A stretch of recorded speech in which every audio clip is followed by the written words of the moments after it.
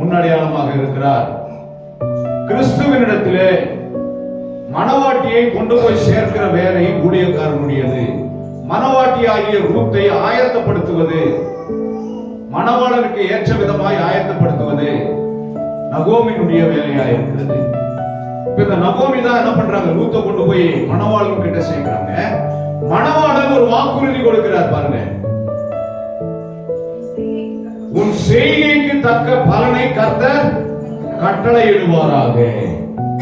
நமக்கு என்ன தெரியணும் இதுல இருந்து, கர்த்தருக்காக உறுதியான நம்பிக்கையோடு, பின்மாற்றமில்லாத நம்பிக்கையோடு, வழுவி போகாத இருதயத்தோடு, யார் என்ன எதிர்த்தாலும், என்ன விதமான ஆசை வார்த்தைகளை கூறினாலும், யார் நம்மை தேவ சமூகத்திலிருந்து விலக்க முயற்சி எடுத்தாலும், நாம் உறுதியாய் நின்றால், உறுதியான தீர்மானம் நம்மை செய்கைகளுக்கு தக்கதான பலனை பெறும்படி ஆசீர்வதிக்கும்.